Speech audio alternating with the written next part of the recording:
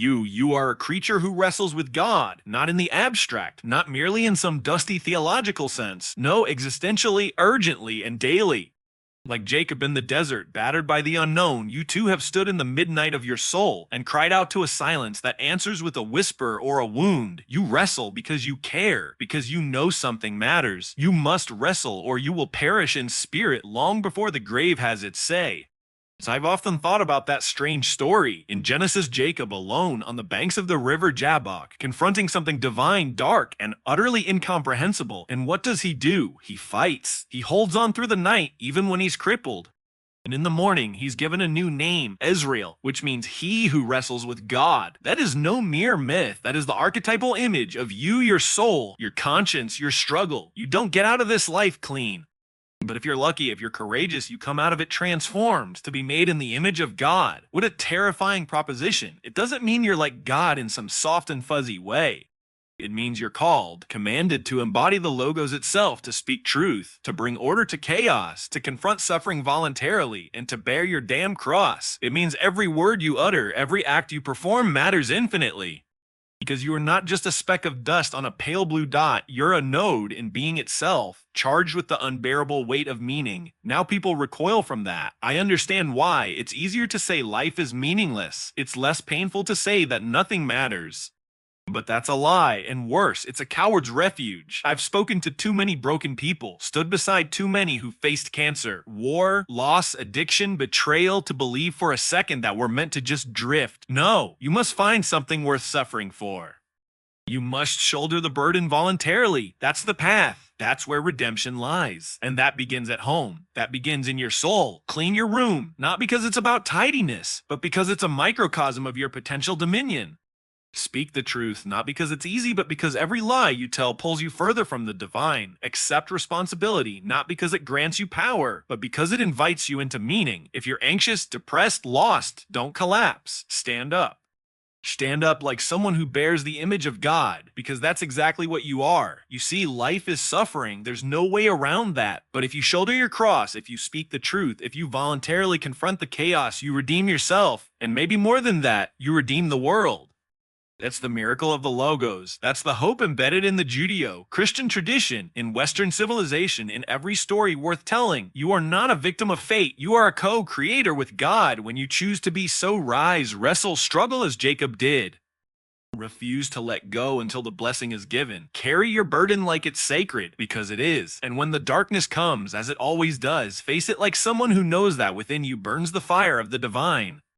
Then, and only then, will you walk forward not as a ghost among the living, but as someone reborn, scarred, yes, but named as Israel. And that is something worth aiming at. You see, the deepest part of the human psyche is not content with comfort. It demands confrontation with itself, with the unknown, with suffering, with God. And this isn't optional. This is the fundamental condition of being alive and aware. To live consciously is to wrestle existentially, psychologically, spiritually. It's not just a matter of belief or ritual or religious observance. It's a structure of reality. If you are caught in the grip of it, whether you acknowledge it or not. Now think about the image wrestling with God, not praying gently, not meditating peacefully, but grappling in the dirt face to face with the infinite, trembling with fear and fury and awe. This is no polite exchange. This is the soul's revolt and reconciliation.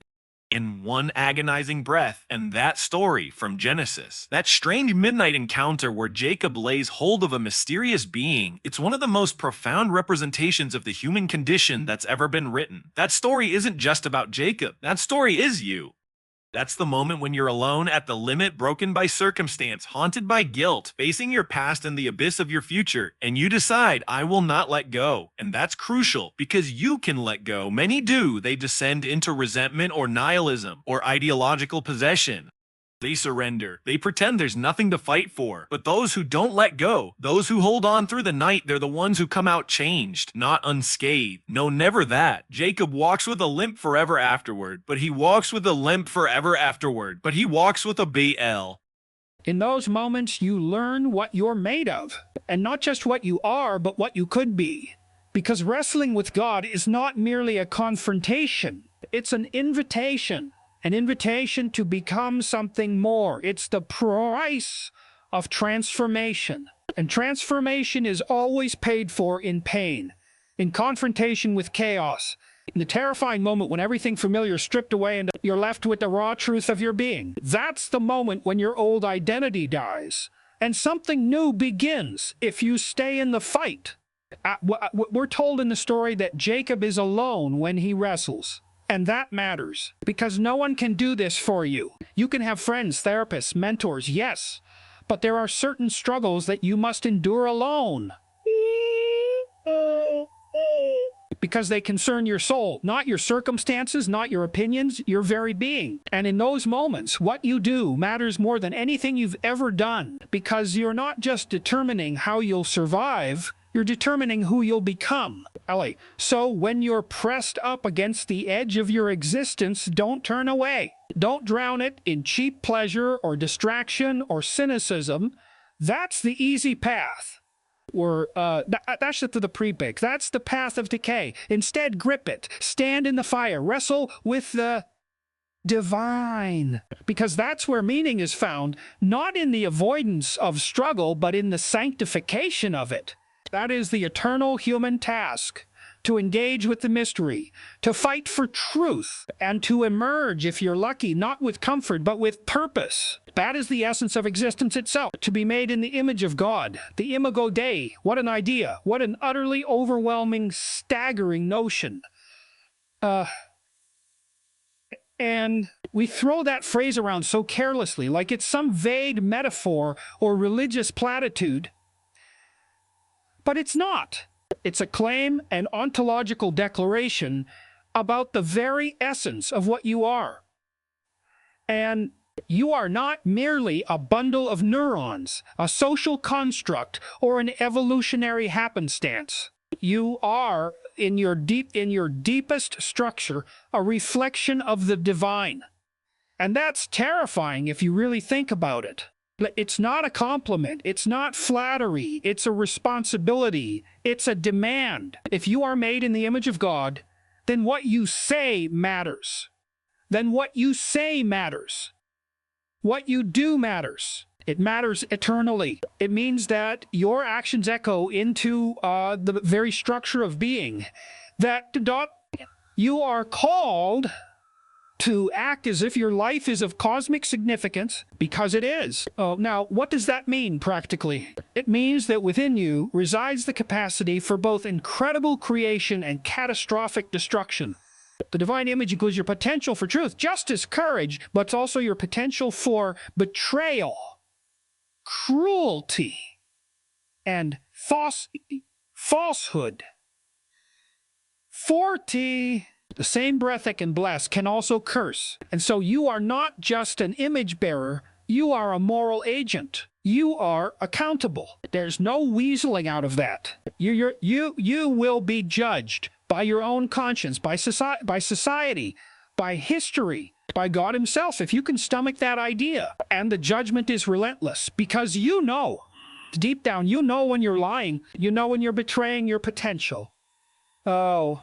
And it eats you from the inside. A4. I've met people you would think were lost beyond repair, who attend American character as a star people, turned their lives around not through therapy or ideology or self-help tricks, but because they came to this realization, I am responsible, not in some abstract sense. Me, here, now. I am the one who must take up the burden of my existence. And they did. They began to act as though they mattered. They started telling the truth. They strove the mattered is the passport, the truth.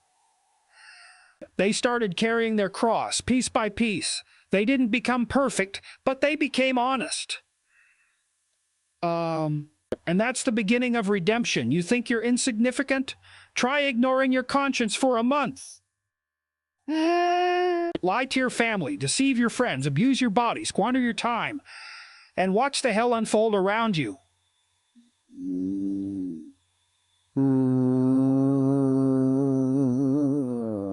Invert opposite jail. Now invert that. Try telling the truth. Clean your room. Care for someone vulnerable. Stand up when it would be easier to hide. You'll see something miraculous. The world begins to repair itself around you. That's the Imago Dei in action. That's the manifestation of divine order through human will, but it's not glamorous. It's not clean or easy. It's often mundane, difficult, exhausting, and that's precisely the point. The point, to bear the image of God is to act as though the divine spark within you matters. It means to carry the sacred into every decision, every gesture, every word. And the price of that is everything. You have to sacrifice your petty resentments. You have to sacrifice your petty resentments, your comfort, your fear. You have to voluntarily confront the suffering of life, not because it will go away, but because that's what gives your life meaning. Look at Christ on the cross. That's not just a religious symbol. It's the archetype of the image bearer taken to its limit. It's the full realization of divine responsibility, the acceptance of unjust suffering without hatred, the bearing of infinite burden without, and we are kaljeft.